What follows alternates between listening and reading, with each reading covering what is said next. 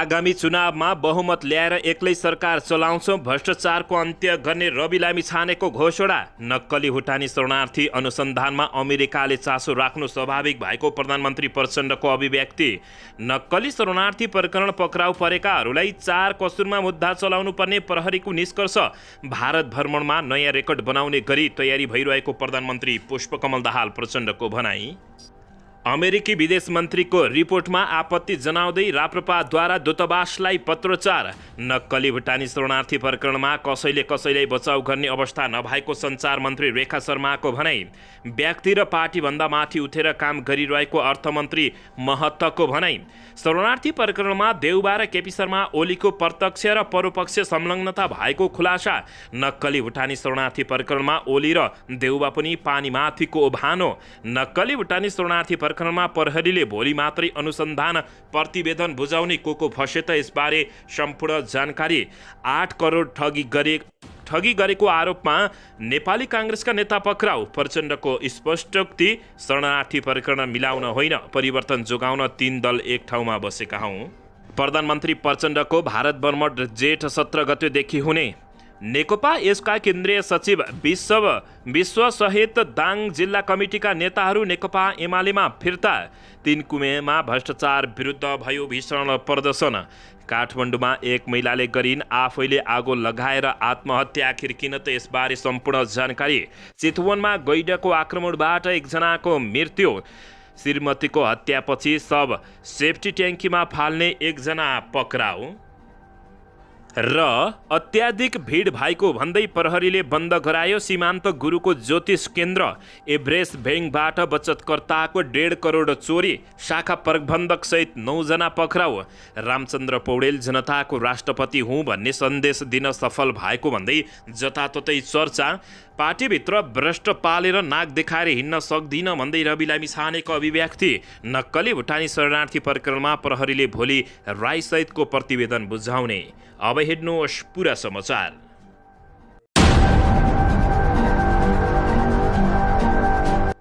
दर्शक महानुभावहरू नमस्कार। नेपाली न्युज टिभीको न्युज बुलेटिन खबरमा यहाँहरूलाई हार्दिक स्वागत छ। सदा झैं आज पनि तपाईहरूमाझ देश तथा विदेशका महत्त्वपूर्ण समाचार अपडेटका साथ उपस्थित भइसकेका छौं।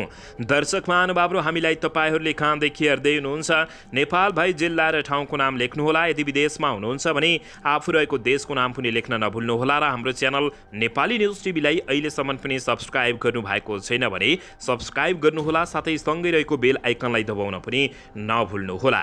आउनुहोस् दर्शक महानुभावहरू आजको पहिलो तथा विशेष खबरतर्फ लागौं। दर्शकबिन नक्कली शरणार्थी प्रकरणमा अहिलेसम्म 16 जना पक्राउ परेका छन् भने प्रहरीले पक्राउ पूर्जी जारी गरेका 2 जना फरार रहेका छन्।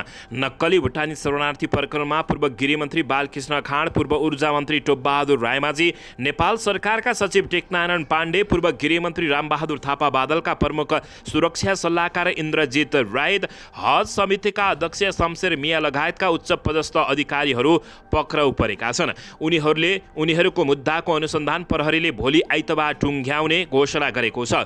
प्रहरीले उनीहरूको बयान आज पनि राखेको छ। आज बयान सकेर भोलि रायसहितको प्रतिवेदन अदालतमा दायर गर्ने तयारीमा प्रहरी रहेको छ। संगठित अपराधमा अनुसन्धानका लागि हदम्याद 60 दिनको रहेको हुन्छ। सोही अनुसार प्रहरीले आगामी जेठ 10 गतेभित्र मुद्दा दायर गरिसक्नुपर्ने बताइएको छ। अन्ततः नक्कली भुटानी शरणार्थी प्रकरणमा प्रहरीले भोलि रायसहितको प्रतिवेदन बुझाउने जानकारी दिएको बताइएको छ। दर्शकबिन यसैबीच यता पार्टीभित्र भ्रष्टाचारीहरू पालेर नाक देखाएर हिँड्न नसक्ने रवि लामिछानेले बताएका हुन्। राष्ट्रिय स्वतन्त्र पार्टीका सभापति एवं प्रतिनिधि सभा सदस्य रवि लामिछानेले पार्टीभित्र भ्रष्ट पाल्न नसकिने बताएका छन्। आज शनिबार काभ्रेपलाञ्चोकको मण्डदेउपारमा पार्टीको कार्यक्रमलाई सम्बोधन गर्दै उनले पार्टी शुद्धिकरणको अभियान स्वरूप आफूहरूले पार्टीभित्रका आरोपीहरूलाई निलम्बन गरेको बताएका छन्। पार्टीभित्र भ्रष्ट पालेर म चाहिँ नाक देखाएर हिँड्न सक्दिन, नेपाली जनताले हामीलाई त्यसै भोट हालेका होइनन्। उनले भने उनीहरूले भोट हाल्ने ठाउँ नपाएर होइन, पार्टीभित्र कसैले बाटो बिरायो भने त्यसलाई मूल बाटोमा बाहिर फाल्ने विधि पार्टीले बनाएको छ, हामी प्रतिबद्ध छौँ। भ्रष्टाचारीले पार्टीमा स्थान पाउने छैन, पूर्व गृहमन्त्री समेत रहेका रवि लामिछानेले बताएका छन्। रवि लामिछानेले आगामी चुनावमा बहुमत ल्याएर एक्लै सरकार चलाउने समेत घोषणा गरेका छन् र भ्रष्टाचारको अन्त्य गर्ने बताएका हुन्। रासपाका सभापति रवि लामिछानेले 2084 सालको निर्वाचनमा रासपाले बहुमत ल्याउने दावी गरेका छन्। शनिबार काभ्रेमा भएको पार्टीको कार्यकर्ता भेलालाई सम्बोधन गर्दै सभापति रवि लामिछानेले 2084 सालको निर्वाचनमा रासपाले एक्लै सरकार चलाउने गरी बहुमत ल्याउने दावी गरेका हुन्।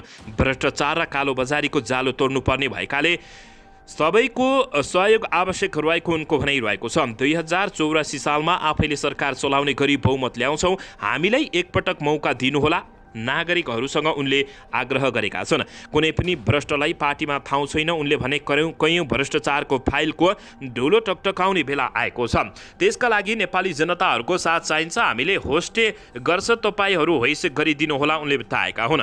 हाल नक्कली भुटानी शरणार्थी प्रकरणमा जोडिएकाहरूलाई जोगाउन र केही दलहरू लागि परिरहेको, तर त्यसमा आफूहरूको खबरदारी रहने सभापति रवि लामिछानेले बताएका छन्।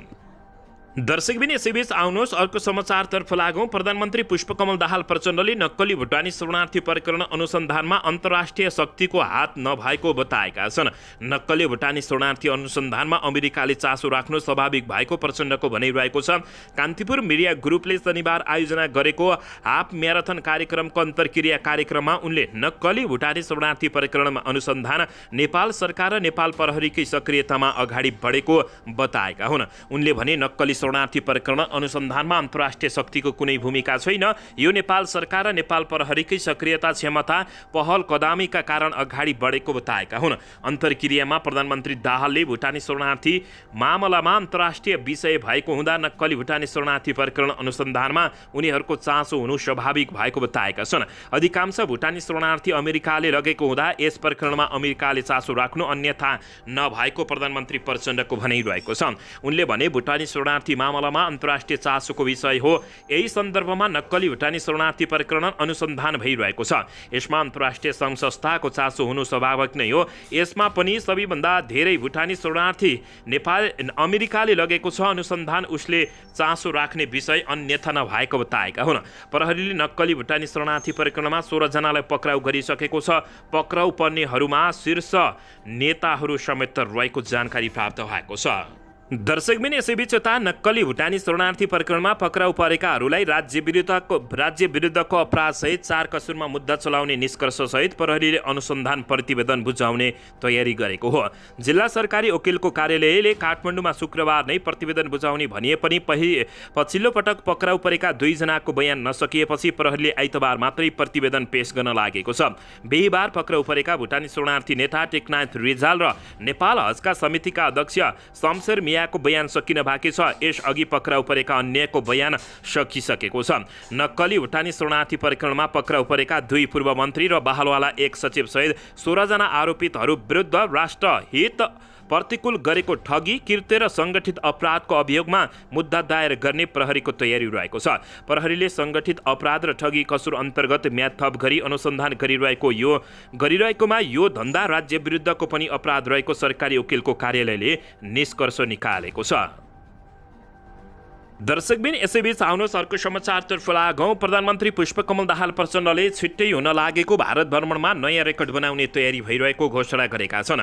अखिल नेपाल ट्रेड युनियन महासङ्घको कार्यक्रमलाई शनिबार काठमाडौँमा सम्बोधन गर्दै प्रचण्डले भारत भ्रमण नयाँ रेकर्ड बनाउने गरी तयारी भइरहेको घोषणा गरेका हुन्। मैले निकट भविष्यमा नै हुन लागेको भारत भ्रमणका क्रममा पनि केही रेकर्डहरू बनाउन सकिन्छ भन्ने विश्वासका साथ तयारी गरेको छ। उनले भने मलाई लाग्छ केही रेकर्डहरू नेपाल र नेपाली जनताको पक्षमा, नेपालको राष्ट्रको पक्षमा बनाउने मेरो पुरै कोसिस रहेको ताएका छन्। उनले अन्तर्राष्ट्रिय क्षेत्रमा पनि नेपालको विकास र समृद्धको पक्षमा नयाँ पहल कदमी लिन जोड गरेको उल्लेख गरेका छन्। उनले नयाँ इतिहास बनाउन सम्भव भएको दावी गरेका छन्। यसैबीच अहिले सरकार सुशासन, विकास र समृद्धको सङ्कल्पसहित अगाडि बढिरहेको प्रधानमन्त्री प्रचण्डले दावी गरेका छन्। प्रचण्डले भने हामीलाई दबाव छ तर जनताको साथ छ, सरकारको काममा जनताको उत्साह देखिएको बताएका छन्। दर्शकबिन यसैबीच यता अमेरिकी विदेश मन्त्रीको रिपोर्टमा आपत्ति जनाउँदै राष्ट्रिय प्रजातन्त्र पार्टी राप्रपाले अमेरिकी दूतावासलाई पत्रोच्चार गरेको छ।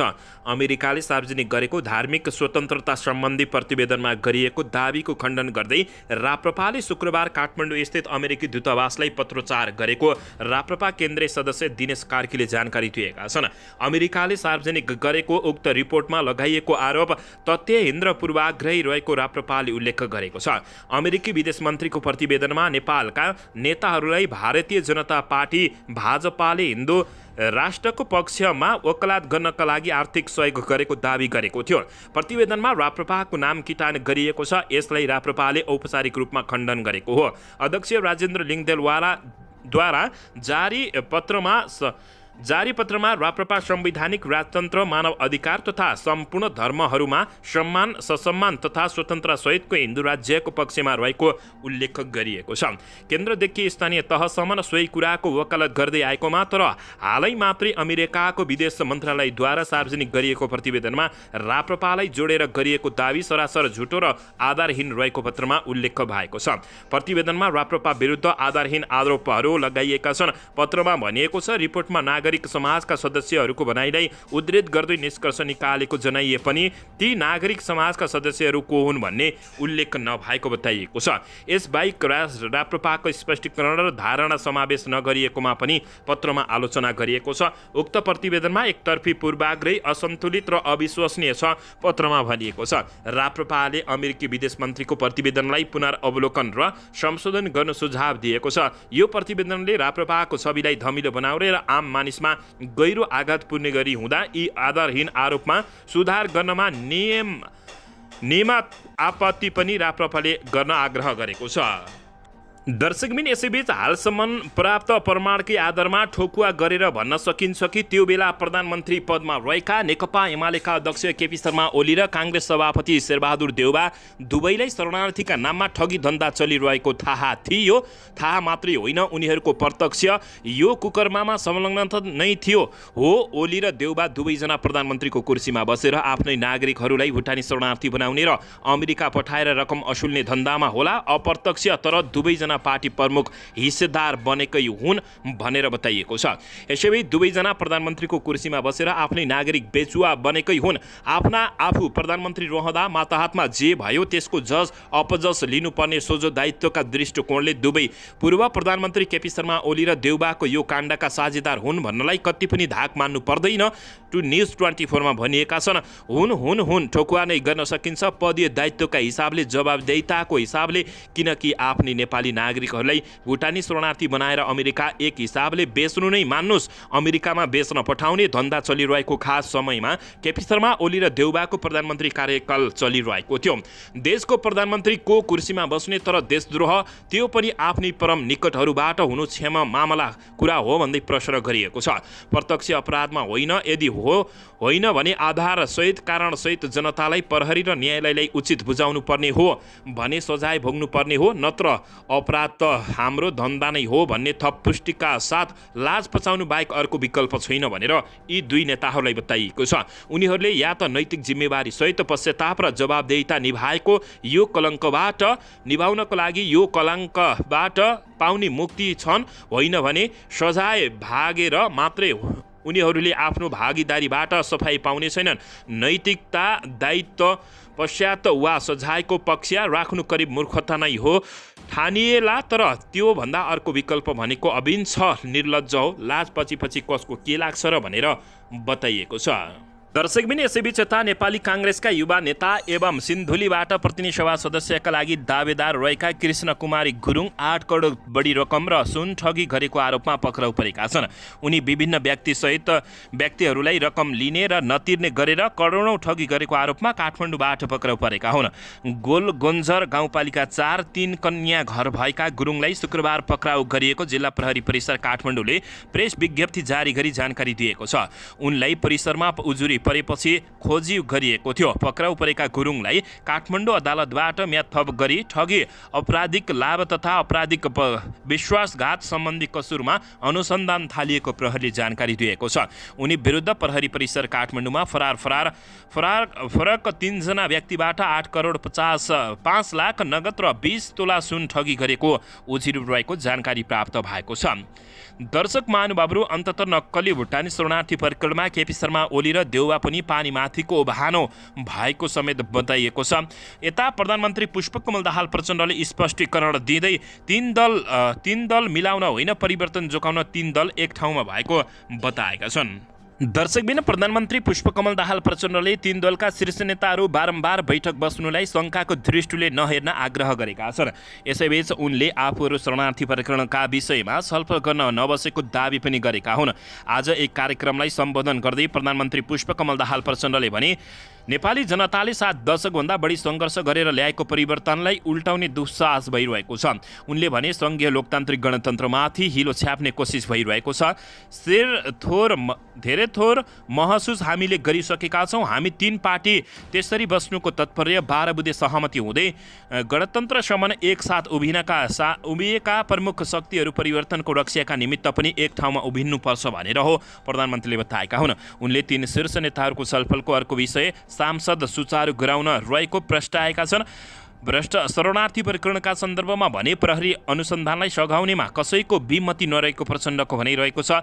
दोषी कोही नछुटोस् र निर्दोष कोही नपरोस् भन्नेमा हामी सबै एकमत भएको प्रधानमन्त्री प्रचण्डले बताएका छन्। दर्शक महानुभावहरू, यता प्रधानमन्त्री पुष्पकमल दाहाल प्रचण्डले जेठको दोस्रो हप्तादेखि भारतको भ्रमण गर्ने भएका छन्। परराष्ट्र मन्त्रालय स्रोतका अनुसार प्रधानमन्त्री प्रचण्डको भारत भ्रमण जेठ 17 गतेदेखि 20 गतेसम्म हुने लगभग तय भइसकेको छ। त्यसको औपचारिक घोषणा हुन बाँकी रहेको बताइएको छ। प्रधानमन्त्री प्रचण्डको भारत भ्रमणको तयारीमा दुवै देश जुटेको छ। परराष्ट्र मन्त्रालयको प्रवक्ता सेवा लम्सालले भने दुवै देशको सहमतिमा चाँडै नै मिति तय हुने बताएकै हुन्। उनले भनिन् प्रधानमन्त्री प्रचण्डको भारत भ्रमणको तयारी सुरु भएको छ। विभिन्न सरकारवाला तथा विज्ञहरू छलफल पनि सुरु गर्नु भएको छ।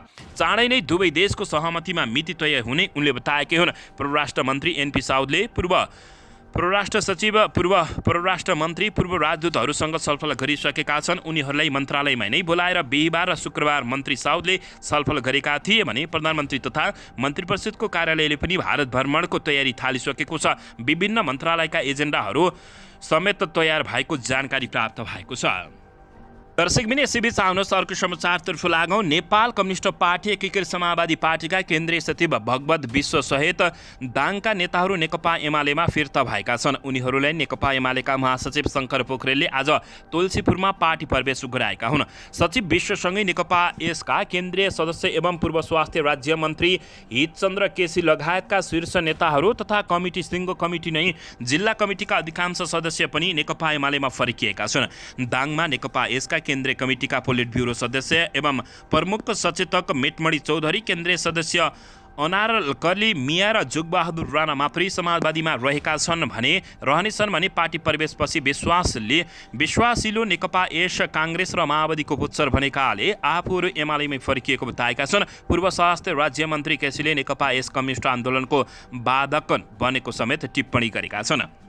दर्शकबिन, यसैबीच आउनुहोस् अर्को समाचारतर्फ लागौँ। काठमाडौँको 3 कुनेमा भ्रष्टाचार विरुद्ध प्रदर्शन भएको छ। शनिबार दिउँसो 3 कुनेमा युवाहरूले प्रदर्शन गरेका हुन्। उनीहरूले स्वतन्त्र रूपमा प्रदर्शन गरेका हुन्। पछिल्लो समय नक्कली भुटानी शरणार्थी प्रकरणमा बाहिरिएसँगै भ्रष्टाचार विरुद्ध प्रदर्शन भइरहेका छन्। यस प्रकरणमा प्रहरीले 16 जनालाई पक्राउ गरिसकेको छ।